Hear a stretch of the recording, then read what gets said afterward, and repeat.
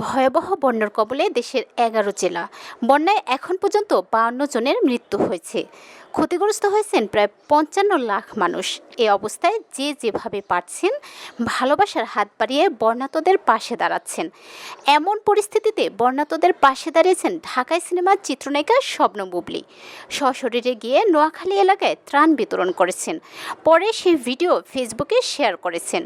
ক্যাপশনে লিখেছেন, বন্যাত মানুষগুলোকে কাছ থেকে দেখে কষ্টগুলো আরও দ্বিগুণ অনুভব হলো।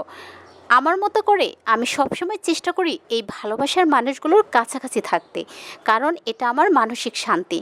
তিনি আরও লিখেছেন, সত্যিকার অর্থে সবার একাত্মতা ও ভালোবাসায় বন্যায় বিপদগ্রস্ত মানুষগুলোর জন্য ঢাকায় প্রচুর উপহার সামগ্রী জমা হয়েছে, কিন্তু তাদের কাছে এসব পৌঁছানো এখন সবচেয়ে বড় চ্যালেঞ্জ। কারণ বন্যার পানিতে যোগাযোগ ব্যবস্থার খুব নাজুক অবস্থা গ্রামের দিকে।